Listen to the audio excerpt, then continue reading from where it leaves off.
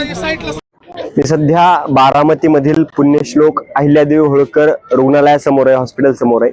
याच ठिकाणी उपमुख्यमंत्री अजित पवार यांचं जे पार्थिव आहे ते या ठिकाणी आणण्यात आलेलं आहे आणि त्यांच्यासह 4 जण जे अपघातामध्ये प्रचंड जखमी झाले होते त्या सर्वांचेच पार्थिव या ठिकाणी आणण्यात आलेले आहेत। आणि या ठिकाणी जी प्राथमिक कारवाई आहे म्हणजे काय कशा प्रकारे त्या शरीरावरती ओळख पटवण्याची प्रक्रिया असेल किंवा इतर गोष्टी असतील त्या प्रक्रिया ज्या आहेत त्या हॉस्पिटलमध्ये केल्या जात आहेत। राष्ट्रवादीचे नेते असतील किंवा इतर पदाधिकारी असतील मोठ्या प्रमाणामध्ये या हॉस्पिटलच्या दिशेने येताना आपल्याला पाहायला मिळतात। आपण माझ्या मागे ही गर्दी पाहू शकता। ही सगळी गर्दी आपले लाडके नेते अजितदादा पवार यांना शेवटचं पाहण्यासाठी त्यांचं अंत्यदर्शन घेण्यासाठी या ठिकाणी जमलेले आपल्याला पाहायला मिळते। आणि एकूणच पाहायला गेलं तर सकाळी 8 ते 9च्या दरम्यान ह्या सगळ्या घटना घडताना आपण पाहिलेल्या आहेत, बातम्यांच्या माध्यमातून ऐकलं असेलच। परंतु या सगळ्यामध्ये एक धक्कादायक गोष्ट म्हणजे हे जे विमान होतं हे विमान प्रायव्हेट विमान होतं, अत्यंत खर्चिक आणि अत्याधुनिक असलेलं हे विमान।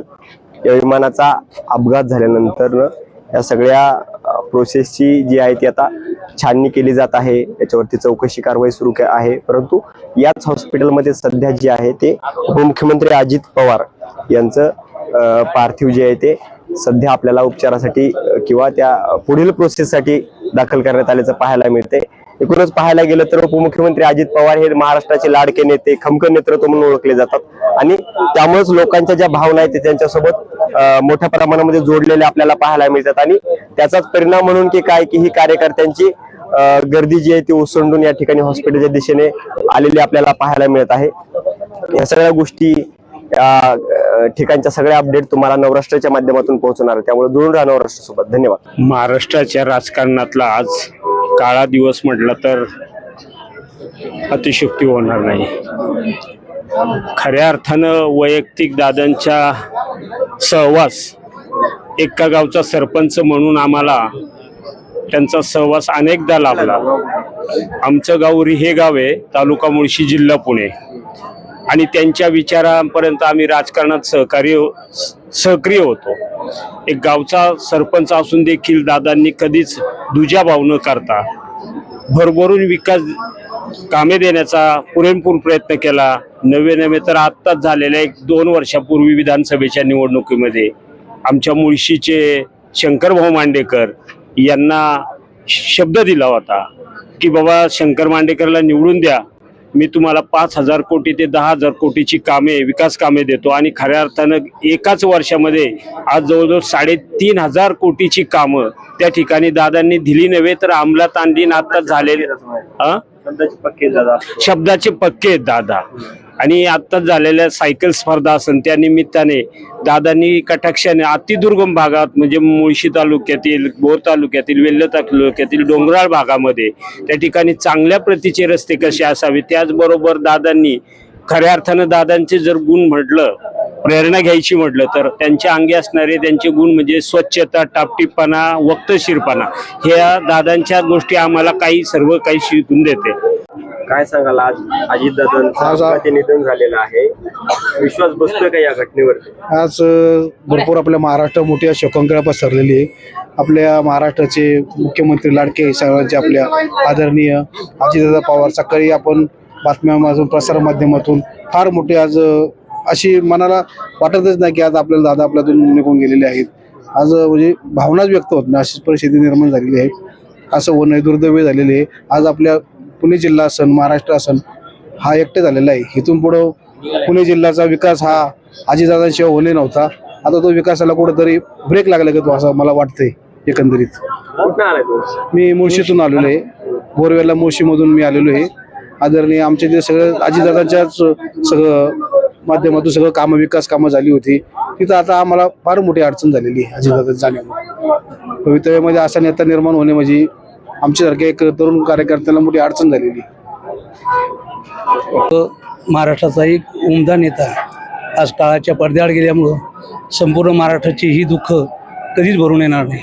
काय आठवण आहे दादा विषयीची तुमची? काय आठवण आहे ना विशेष आठवण, कारण दादांनी वेगवेगळ्या ठिकाणी सहकारी क्षेत्रामध्ये आम्ही सहकारामध्ये काम करत असताना सोसायटीच्या 100% वसूल केल्याबद्दल त्यांच्या हस्ते आमच्या ग्रामीण भागातल्या सोसायटीच्या माझ्या चेअरमनचा सत्कार झाला त्या ठिकाणी.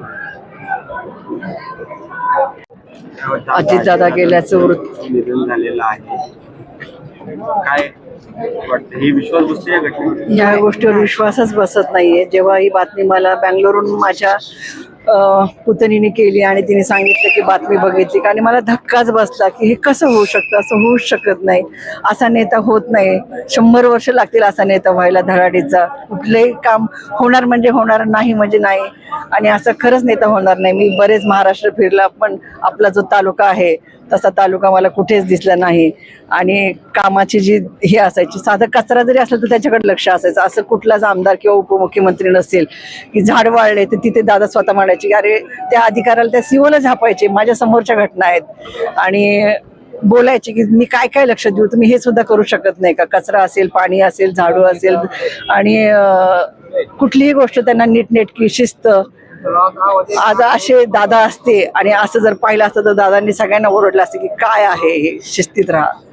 आणि खूपच वाईट घटना घडलेली आहे आणि ही उणीव कधीच भरून निघणार नाही. आणि त्यांच्या कुटुंबासाठी तर फार मोठा दणका आहे.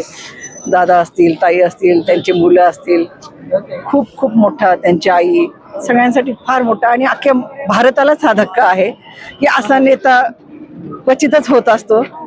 आणि मला नाही वाटत की परत असा नेता लवकर होईल म्हणून. अजितदादांना प्रशासनावर प्रचंड पकड होती, हो. काय अनुभव आहे का या बाबतीत? हो हो हो हो म्हणजे मी एक शासकीय अधिकारी सेवानिवृत्त झाले समाज कल्याणमधनं, पण दादांनी शब्द दिला की ते व्हायला पाहिजे, तो व्हायलाच पाहिजे. कुणाचं सांगितलं शिकून तो नंबर दिला की त्या अधिकाऱ्याला ते बोलायचेच की का नाही झालं, कारण काय हे सांगा मला. योग्य कारण असेल तर ते म्हणायचे की करून घ्या, ठीक आहे, चालेल, माझी काय मदत असेल सांगा. पण जर कारणच नसेल आणि तुम्ही कामाची टोलवाटोल करत असेल तर मग दादा त्याला झापल्याशिवाय राहतच नव्हते मग. आणि ते काम करूनच घ्यायची ही त्यांची वृत्ती होती. सगळेजण म्हणतात लाडका दादा गेला, लाडका दादा. लाडकी बहीण म्हणून काय आठवण सांगते त्यांची? हो, खूपच. ते म्हणजे कुठल्याही महिलेला, म्हणजे मी जसं त्यांना 92 पासून ओळखते आणि म्हणजे रिस्पेक्टलीच बोलायचे. ते क्वचित रागामध्ये काहीतरी झालं असेल त्यांच्याकडनं लोक बाऊ करायचे, पण खरंच दादा मनाने खूप चांगले होते. सगळ्यांसाठी रिस्पेक्टच असाय. पण लोक पण कधी कधी अति केले की दादांना राग यायचा आणि ते बोलायचे, चुकून काहीतरी व्हायचं त्यांच्याकडनं बोलणं. पण ते ऍक्च्युली खूप चांगले होते आणि शिस्तप्रिय होते. त्यांना बेशिस्तपणा अजिबात आवडायचा. प्रशासनात असो, वैयक्तिक लाईफ मध्ये असो, आजूबाजूला काय पाहिलं तरी त्यांना आवडत नसेल. महाराष्ट्रात असा नेता कधी घडला नाही आणि इथनं पुढं घडणारही नाही. आज बारामतीसाठी तर ब्लॅक डे आहे. महाराष्ट्रच नाही तर बारामती आम्हाला आमचं खंबीर नेतृत्व गमावण्याचं खूप दुःख आहे. एकच दादा, फक्त अजित दादा. काय वाटतं, विश्वास बसतो या घटनेवर? नाही, अजिबात नाही. कल्पनेतही आम्ही विचार करू शकत नाही. अजून पण वाटत नाही आम्हाला असं झालंय म्हणून दादांचं. कल्पना करू शकत नाही आम्ही. नाही, वाईट झालंय. असं नव्हतं व्हायला पाहिजे.